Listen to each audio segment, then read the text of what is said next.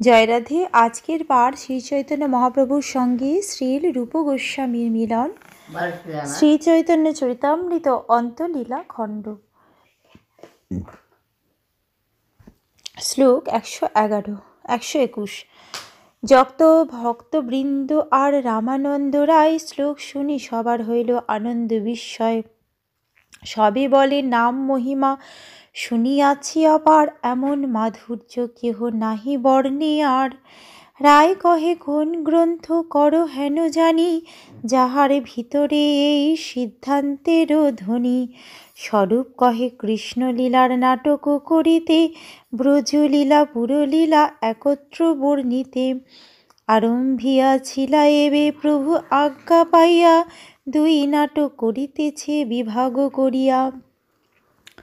সেই শ্লোকটি শুনে শ্রী রামানন্দ রায় প্রমুখ শ্রীচৈতন্য মহাপ্রভুর সমস্ত ভক্তবৃন্দ অত্যন্ত আনন্দিত এবং বিস্মিত হলেন।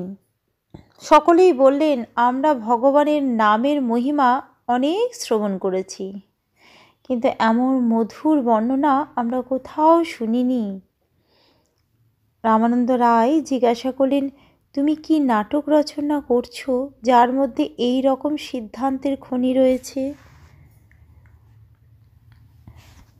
শ্রীল রূপ গোস্বামীর হয়ে স্বরূপ দামোদর উত্তর দিলেন, এটি কৃষ্ণলীলার নাটক। প্রথমে রূপ ব্রজলীলা এবং দ্বারকা ও মথুরা লীলা একত্রে বর্ণনা করে নাটক রচনা করতে শুরু করেছিল, কিন্তু শ্রীচৈতন্য মহাপ্রভুর আদেশে সে নাটকটিকে দুটি ভাগে বিভক্ত করেছে। বিদগ্ধ মাধব আর ললিত মাধব দুই নাটকে প্রেমরস অদ্ভুত সব। বিদগ্ধ মাধব এবং ললিত মাধব নামক এই নাটক দুটিতে অদ্ভুতভাবে সমস্ত প্রেম রস বর্ণিত হয়েছে। এই সম্পর্কে শ্রীল ভক্তি সিদ্ধান্ত সরস্বতী ঠাকুর উল্লেখ করেছেন যে শ্রীল রূপ গোস্বামী বিদগ্ধ মাধব রচনা করেন 1415 শতাব্দে এবং ললিত মাধব রচনা করেন 1459 শতাব্দে। রামানন্দ রায়ের সঙ্গে শ্রীল রূপ গোস্বামীর এই আলোচনা হয় জগন্নাথপুরীতে 1437 শতাব্দে। রায় কহে, নান্দি শ্লোক পড় দেখি শুনি, শ্রীরূপ শ্লোক পড়ে প্রভু আজ্ঞা মানি। রামানন্দ রায় বললেন, নাটকের নান্দি শ্লোক পড় দেখি, যাতে আমরা তা শুনি, তার বিচার করতে পারি। শ্রীচৈতন্য মহাপ্রভুর আদেশ ক্রমে শ্রীল রূপ গোস্বামী সেই শ্লোক পড়লেন। সুধানাং চন্দ্রিনা মোপি মধুরী মোন্নদ দমনি দধনা রাধাদে প্রণয় ঘন সারৈ সুরভিতাম সমস্তাৎ সন্তাপোদগম বিষম সংসার সরণি প্রণীতাং তে তৃষ্ণাং হরতু হরিলীলা শিখরিণী। এই হরিলীলা শিখরিণী সন্তাপ উৎপাদক বিষয় সংসার মার্গে ভ্রমণজনিত তোমার অসৎ তৃষ্ণা সম্পূর্ণরূপে হরণ করুন। এই হরিলীলা শিখরিণী চন্দ্রের সুপার মধুরিমাজনিত মন্ততা দমন করে এবং শ্রী রাধাদি গোপিকার প্রণয় নির্যাস দ্বারা বিশেষ সৌরভ বিতরণ করে। রায় কহে, কহ ইষ্টদেবের বর্ণন, প্রভুর সংকোচে রূপ না করে পঠন। রামানন্দ রায় বললেন, নাটকটিতে তুমি কিভাবে তোমার ইষ্টদেবের মহিমা কীর্তন করেছ তা বলো শুনি।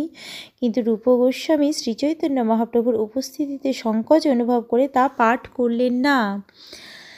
প্রভু কহে, কহ কেনে করো সংকোচ লাজে, গ্রন্থের ফল শোনাই বা বৈষ্ণব সমাজে। তবে রূপ গোসাই যদি শ্লোক পড়িল, শুনি প্রভু কহে এই অতি স্তুতি হইল। তখন শ্রীচৈতন্য মহাপ্রভু রূপ গোস্বামীকে বললেন, তুমি কেন এইভাবে লজ্জায় সংকুচিত হচ্ছ? তোমার রচনা নিঃসংকোচে বৈষ্ণবদের শোনাও। রূপ গোস্বামী যখন এই শ্লোকটি পাঠ করলেন, তখন সেই শ্লোকটিতে তার মহিমা কীর্তন করা হয়েছে দেখে শ্রীচৈতন্য মহাপ্রভু বললেন, এতে অতি স্তুতি হয়েছে। অনর্পিত চরিং চিরাত করুণয়াবতীর্ণ কলৌ সমর্পীয় তুমম নত জলরসাং স্বভক্তি শ্রিয়ং হরিপুরট সুন্দর দূতি কদম্ব সন্দীপিত সদা হৃদয় কন্দরে স্ফুরত শচীনন্দন।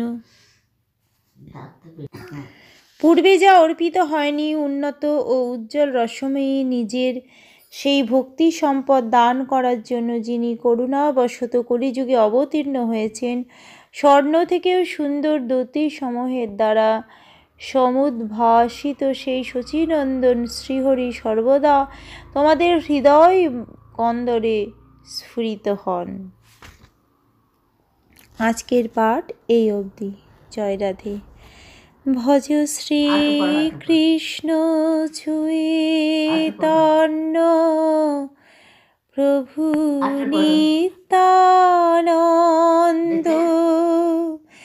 শ্রী অদ্বৈত গদাধর শ্রীবাসাদি গৌর ভক্ত বৃন্দ। হরে কৃষ্ণ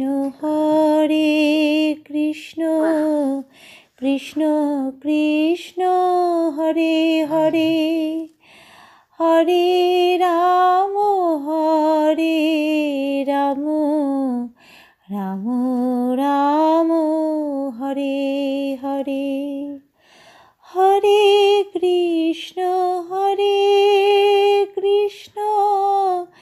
কৃষ্ণ কৃষ্ণ হরে হরে, হরে রাম